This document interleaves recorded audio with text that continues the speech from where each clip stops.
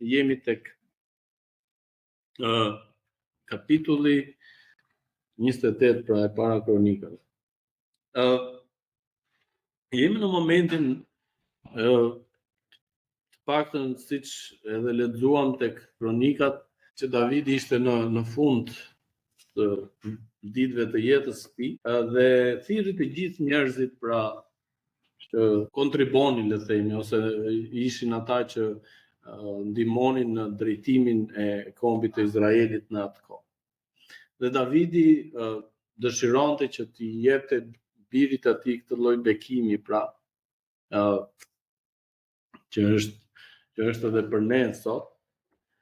Besoj që nëse neve do të vendosnim tek fjala Salomon emrin ton, edhe do të thonim ti hapësirë bosh, biri im, bija im, njihje Perëndinë e atit tënd dhe shërbej me gjithë zemër dhe me shpirt vullnet mirë, sepse Zoti heton të gjitha zemrat dhe kupton tërë qëllimet e mendimeve. Në rast se ti e kërkon, ai do të lërë ta gjesh. Por në rast se ti e braktis, ai do të hedh poshtë për jetë. Davidi mësoi këtë gjë që nëse ai do të kërkonte Perëndinë me gjithë zemër, Perëndia do të bekonte, Perëndia do t'i jepte gjithçka. Para ca kohësh neve e prekëm këtë gjë kur Perëndia e zgjodhi Davidin si mbret, edhe tha që Davidi është një njeri ose një burr sipas zemrës së Perëndisë. Jo se Davidi ishte, por Perëndia e bëri ata në udhtimin e tij në jetë. Davidi kishte diçka, një zemër të që mund të formohej, që mund të punohej e të bëhej ai që po jep këtë lloj bekimi birit të tij. Nëse do të lexonim edhe një herë shpejt 10 vargjet e para. Davidi mblodhi në Jeruzalem të krejt e Izraelit të parë të fizëve, komandantë divizionet që ishin në shërbim të mbretit, dhe thot: "Më dëgjoni o vëllezër të mi dhe populli im, unë kisha në zemër të ndërtoja një shtëpi paqe për arkën e besnisë së Zotit, për mbështetjen e kombeve të Perëndisë tonë, dhe kisha bërë përgatitje për ta ndërtuar." Më vonë në kapitull mësojmë që Perëndia ja zbuloi Davidit këtë lloj projekti. Por i tha: "Shiko sa madhështor është ky projekt." Po. Vargu 3 thotë: "Ti nuk do ta ndërtosh këtë shtëpi." E pesi projekt, po nuk është puna jote, nuk është detyra jote. Por biri i Salomoni do ta bëjë këtë. Dhe tek vargu 9 ai thret Salomonit vëmend: "Ti biri im, njihje Perëndinë atin tënd. Kërkoje, shërbej atij me gjithë zemër dhe shpirt vullnet mirë." Do t'i kthehemi këtij vargu përsëri. Të veçantat nënvizohen në fjalë të Davidit në vargun 9 janë: një e para, detyra e Salomonit për ndaj Perëndisë. Një pyetje që na lind është: cilat janë detyrat e mia si një njeri, si besimtar, si një krishter ndaj Perëndisë? Motivimi për Salomonin për të përmbushur detyrën e tij. Tani e para ishte, cila është detyra? Salomonit, një nga detyrat ishte të ndërtonte tempullin e tij, Perëndisë fizik. Për ne është që e kemi theksuar, nëse e mbani mend, për ne është që të gjithë krishterët shkojnë ta ndajnë lajmin e mirë me të tjerë. Këtë lloj bekimi. Ne na thret Perëndia për këtë lloj detyre. Por duhet dhe një si thua këmbgulje nga ana jonë që të vazhdojmë të qëndrojmë Perëndisë, të shërbejmë Perëndisë. Dhe tjetra është premtimi në lidhje me faktin nëse Salomoni do të përmbushte detyrën e tij apo jo. Edhe premtimet tona besoj që janë kushtore. Në qoftë se ne i besojmë Perëndisë, i shërbejmë Perëndisë, Perëndia ynë do të na bekojë. Perëndia thot këtë gjë, edhe Jezusi thot gjithashtu që kërkoni më përpara mbretërinë e Perëndisë dhe të gjitha gjërat e tjera do t'ju jepen si shtë. Një bekim që është absolute dhe është i pandryshueshëm është që Perëndia do të na bekojë shpirtërisht me Jezusin, me shpëtimin, duke shkuar në përjetësim me Perëndin. Pasi të kenë mbaruar ditët tona këtu. Detyra jonë, pra, e para është që të njohim Perëndin.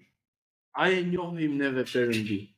A e dim ne se sa i madh dhe i plotfuqishëm është Perëndia. Neve në momente të ndryshme të jetës sonë, në vështirësitë tona, sepse në ditët tona më të mira ne vazhdojmë rutinën, ngrihemi në mëngjes, shkojmë në punë, kush me familjen, kush me gjëra të tjera, me atë rutinën e përditshme.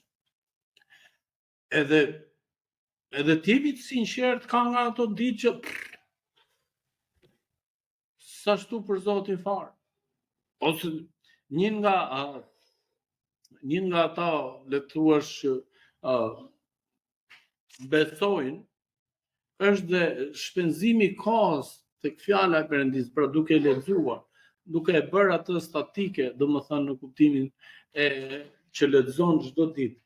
Një histori të shkurtër, ishte dikush, një familje ftuan predikuesin e tyre në kishë, që kishën e kishte ftuar në shtëpi për darkë. Edhe ndërsa po hani nuk kënaqën aty me gjitha dhe predikuesi tek rafti i librave vuri re Biblën, që këta kishin aty, por vuri re, po ta shikoni pak më përpara se të vinit juve, e këto librat lartë, librat e kalbe, ishte me pluhur. Lojeli imna që s'kishte çfarë bënte dje i lëviste. Edhe po doti që dolin pluhur aty tymi. E thash Klodi tani, po sa pluhur që paska, edhe vajta e fshitha. Edhe ky predikuesi vajti pa që Bibla ishte me pluhur, me ty. Edhe këta me shprehimit e tyre, me mënyrën e të shprehurit, këta si familje thonin që shpenzoni kohë me Zotin, e falenderoni Zotin, gjitha këto. Edhe ky predikuesi bëri diçka që bori një lugë, që ishin lugë të veçanta. Zakonisht gratë kujdesen për këto që nxjerrin ato lugë më të mira, të reja, të bukura nëpër tavolina të tilla. Me thënë drejtën, ka atë lezetin e vet. Ndonjëherë jam dakord që s'mjapi lugë mira ta për ditë kështu, po mirë pra. E mori këtë lugë dhe e futi në Bibël, mes të Biblës dhe e vuri përsëri në raft. Edhe iku. Kjo familje, gruaja, e vuri re që, se janë set ato, ju i dini shumë mirë, e vuri që re që kishte humur luga. E mori, e futi gjatë, po qysh e mori vetëm një lugë, po ta prishi kompletin e gjithashtu me radhë. Burri thashte, po lera më se do të marr tjetër. Jo, nuk rrihet më pa i thënë, do t'i them. Kaloi një muaj, plasi kjo namarazi, dhe vajti dhe i tha. Ore, tha. Që e mori i lugë, tha e more, tha. Po e letha se më prishe kompletin. Shiko, tha, unë nuk e morë, nuk e tha pa i ke shpith. Po si më shpith, po ti me këtë kohë unë prisja në fakta që ti do ta kishe gjetur. Pas kaq kohë, tha, ti duhet ta kishe gjetur ku ishte lugë. Po ku e ke lënë, mora më të shkretë, më thuaj. Te Bibla, tha, atë që ti juve thoni, tha, që e hapni shumë shpesht. Pra, duhet të shpenzojmë kohë me Perëndin.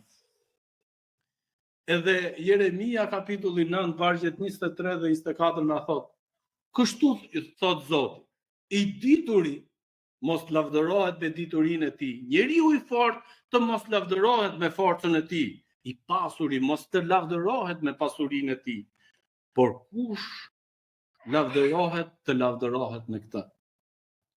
Të ketë gjykim dhe të më njohë mua, që jam Zoti, që bëj mirësinë, ushtroj të drejtën dhe drejtësinë mbi tokë, sepse kënaqem me këto gjëra, thot Zoti.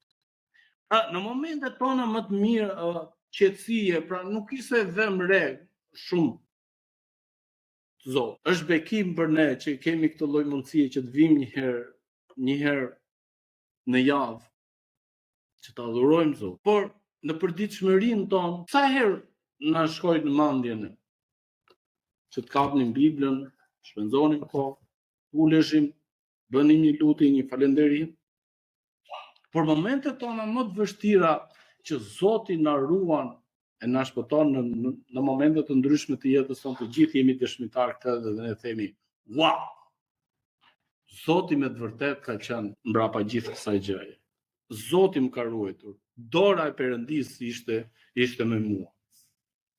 Pra kemi shumë momente që ne Zoti na ka treguar që është me ne. Po problemi që ndron që ne jo shumë herë e tregojmë veten tonë që jemi me Perëndin. Në shumë raste pra Perëndia e ka bërë veten të njohur të gjithë secili prej nesh. Në natyrë sot qejt tregojnë lavdinë e Perëndis dhe kupa qellore shpallën veprat e duarve të tij. Një ditë i flet ditës tjetër dhe një natë ja tregon tjetrës. Nuk kanë gojë, as fjalë, zëri tyre nuk dëgjohet, por flasin. Psalmi 19 vargjet 1 deri në 3. Përmes zbulimit dhe dërgimit të birit të tij, që neve kemi sot. Dikur dje te kursin më pyeti dikush, po pse Perëndia ka bërë njeriu? Pse Perëndia t'i futet dhe kaq halleve të mëdha? Sepse njerëzit janë qenia më e çuditshme që ekziston në rrezullin toksor. Pse Perëndia do të krijojë? Kur të ishte rahat, por qen vet aty. Shijonte krijimin e tij. Si sot merr me njerëzit. I krijoi njerëzit sipas imazhit të tij, njerëzit zgjallet më katojnë. Zoti përsëri i dha Jezu. Po pse? Një nga përgjigjet që të vjen në mendje është që për shkak të dashurisë që Perëndia do të derdhë mbi njeriu, e ka treguar në shumë raste. Dhe dëshiron që njeriu të jetë kërkojë Perëndin, që të ketë një marrëdhënie hyjnore. Hebrejnë kapitulli 1 vargjet 1 dhe 2 thotë Perëndia mbasi u foli së lashti shumë herë dhe në shumë mënyra etërve me anë profetëve, si fundi këto ditë na ka folur me anë të birit, të cilit e bëri trashëgimtar të gjithë gjërave me anë të cilat e krijoi gjithësinë. Perëndia na ka dhënë neve mundësinë që të jemi me ta edhe të jemi afër tij. Më përpara në atë kohë, nëse e vu të re te kapitulli 28 që neve lexuam, kishte klasa ose dhoma ose hapësirat për priftërinë, thoshte për levitët që të shërbejnin Zotit, që njerëzit shkonin edhe të ofronin holokastet e tyre, sakrificat e tyre. Kurse sot Perëndia ka ndërtuar tempullin e tij në zemrat tona, duke na dhënë frymën e shenjtë. Perëndia banon tek atko njerëzve të Izraelit, kombit të Izraelit i dha arkën, ndërsa neve na ka dhënë frymën e shenjtë. Kemi bërë neve përpjekje serioze për të njohur Perëndin. Jemi ne të angazhuar për të shërbyer Perëndis në mënyrë të plotë dhe me gatishmëri. Një nga detyrat për neve sot është që të njohim Perëndin dhe të shërbejmë atij me sinqeritet dhe me një lloj zjarri shpirtëror, le të themi. Kjo është detyra jonë. Nga deklarata që Davidi bëri për Salomonin, gjithashtu mund të mësojmë se çfarë mund të shërbejë. Zoti heton zemrat. Psalmi 139 është një psalm shumë domethënës. Ku Zoti e di dhe i njeh zemrat tona, e di përpara se neve të ishim krijuar. E ke para mbretërve, kapitulli 8 vargu 39, na thotë, dëgjoj nga qielli, nga vendbanimi yt dhe fal, ndërhy dhe jepi secilit sipas sjelljes së tij. Davidi i thot lutje Zotit. Ti që njeh zemrën e secilit, Perëndia njeh zemrat e gjithë secilit prej nesh. Në momentet tona më të bukura, më të bardha, në momentet tona më të errta, më të shpifura, Zoti është aty. Pra sot është ende e njëjta gjë. Jezusi e dinte zemrën e njerëzve gjatë shërbimit të tij toksor. Por Jezusi nuk u zinte bes atyre, sepse i njihte të gjithë dhe sepse nuk kishte nevojë që ndokush të jepte dëshmi për njeriu, sepse ai e dinte ç'kishte për brenda njeriu. Thuhet tek Gjoni kapitulli 2 vargu 24. Jezusi vazhdon dhe të kërkojë mendimet dhe zemrat e të gjithë. Kemi të zbulesa 2 vargu 23. Kemi të sigurt i diçka që nuk ka mënyrë që ne të fshehim zemrat tona nga Zoti, dëshirat tona, që kemi në zemër. Një nga ato thanjet ose këshillat që njeriu jep njeriu të thotë që shiko, mos e hap barku gjithë, si thon pleqt, apo kështu thoni. Mos e thuj planet njerëz. Mos u beso të gjithë. Edhe ne rezervohemi, mundohem që të zgjedhim se çfarë ti tregojmë njerëz. Edhe ndonjëherë për shkak të për shkak të faktit që ne nuk i njohim ata siç duhet, atëherë neve bëjmë këtë gjë dhe zgjedhim çfarë të themi, çfarë mos themi. Por puna është që me Perëndin nuk mund të ndodhi kjo gjë dhe të themi shiko, do t'i themi Zotit, unë jam çuni i lirë, unë besoj ty, unë e kam dhënë Zotit jetën Jezusit në pagëzim. Zoti e di shumë mirë këtë gjë. Por ai dëshiron që gjithësia jote, qenia jote, të jetë e pastër, të jetë e lirë, në mënyrë që ti të vish në prezencën e Perëndimit. Pra, ne nuk mund të fshehim. Pse mos t'i shërbejmë Zotit vullnetarisht? Pse mos t'i jemi ne njerëz kur besimtar, pra, kur e dim që Zoti na bekon dhe na jep jetë. Zoti kupton qëllimet tonë. Jo vetëm mendimet e zemrës kur formohen dhe renditen rregullisht, por edhe në fillimin e tyre. Lëvizjet e para të mendjes, edhe para se ato të formohen mirë. Nuk ka mënyrë që të fshehim qëllimet tona nga Zoti. Edhe psalmi të njëjtën gjë thot. O Zot, thot psalmi 139, qofse ju do ta hapni aty. Ti o Zot i di për më mirë se unë mendimet e mia. Ti e di përpara se atë fjalët e mia të dalin nga buzët e mia. Ti e di o Zot. Më heto o Zot, më ndihmo, më jep jetë. Premtimi ynë, nëse ne kërkojmë atë, ai do të gjendë. Qofse ne e kërkojmë Perëndin, siç thuhet tek e para Kronikave 28, thotë kërkoje Zotin dhe ti do ta gjesh atë. 9. Cilësi është të kërkojmë Atin me gjithë zemrën tonë. Jeremia 29:13 na thotë: Hidhni margaritarët tuaj para derrave që mos t'i shkelin me këmbë dhe të kthehen kundër jush dhe t'ju shyjnë. Lypni dhe do u jepet. Kërkoni dhe do të gjeni, trokitni dhe do t'ju çelet, thuhet dhe tek Mateu, sepse kush lyp merr, kush kërkon gjen, dhe do t'i çelet atij që troket. Përuluni pra përpara Zotit dhe ai do t'ju lartoj. Apo bëjmë neve pra përpjekje për të vendosur, për të gjetur Zotin, për të mësuar, që të bëjmë vullnetin e tij. Tek Isaia 28 vargu 28 kapitulli parë na thot: Rebelët dhe mëkatarët do të shkatërrohen së bashku, dhe ata që braktisin Zotin do shfarosen. Kjo është e vërtetë. Mua një gjë që më dham shumë, u a them me sinqeritet, edhe për veten time, por edhe për të gjithë njerëzit. Si ka mundësi që neve si një qenie njerëzore nuk arrijmë dot të kuptojmë që do të vim përpara Zotit një ditë, do të japim llogari. Pse nuk shpenzojmë kohë neve që t'i shërbejmë Zotit në mirë? Dini re që çdo gjë që neve nxjerrim nga goja jonë është për shkak çfarë neve lejojmë të hyjë brenda në shpirtin tonë. Qofse neve lejojmë errësira do na mbysë. Qofse neve lejojmë dritën, errësira s'do të ketë më vend. Qofse neve do mundoheshim që këtë ambient këtu ta bënim të errët, çfarë do bënim? Do hulim qepenin, do bllokonim dritaren në mënyrë sa hermetike që ta bënim atë sa më të errët. Në momentin më të vogël, një brim të vogël të gjej drita hyn. E keni vënë re? Edhe në shtëpia kur hulim grilat ose kur mbyllim perdet, një gjë e vogël ajo të bie mund pik syrit.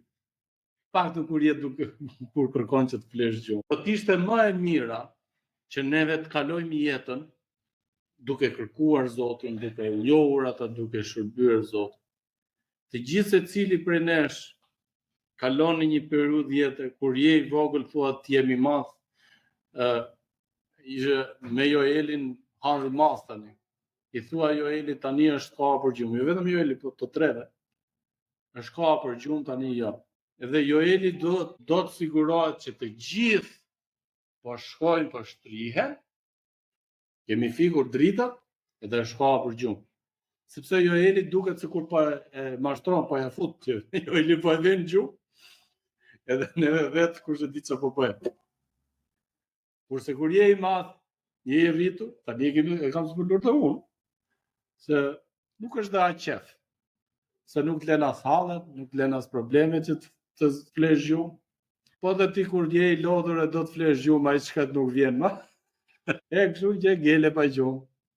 Kurse fëmijët sot duket sikur po i urren, do të vi koha që do të kuptojnë se çfarë është e mirë. Ndërkohë që neve jemi të maturuar e të rritur, besoj që e kuptojmë se çfarë do të thotë dhe çfarë është e mira, edhe çfarë është dashuria e vërtet, çfarë është sinqeriteti i vërtet, e drejta që vjen nga Perëndia. E pse mos ta kërkojmë? E pse mos ti kërkojmë Zotit të jemi me të e të shërbejmë? Më lejoni që ta lexojmë edhe një herë këtë varg. Vendosini emrin tuaj këtu. Ti, hapësirë, biri im, bija ime, njihje Perëndin e atit tënd dhe shërbej me gjithë zemër dhe me shpirt vullnet mirë, sepse Zoti heton të gjitha zemrat dhe kupton të tërë qëllimet e mendimeve. Në rast se ti e kërkon, ai do të lërë ta gjesh. Por në rast se ti e braktis, ai do të hedh poshtë për jetë. Neve do na pëlqente besoj gjithë secilit prej nesh pjesa e parë e vargut, ose shumica e parë e vargut, jo pjesa e fundit, në rast se e braktisim. Edhe në rast se e braktisim, edhe në rast se harrojmë, ne përsëri do na pëlqente që Zoti na bekon. Po tani është momenti, tani është koha që neve besoj që të gjithë secili prej nesh janë të thjellët, janë me mendje në rregull që të zgjedhim të shërbejmë Zot. Ky është bekimi i gjithë secilit që për gjithë secilin që Perëndia neve na jep sot. Ta kërkojmë Zotin, të shërbejmë atij e të sjellim atij lart.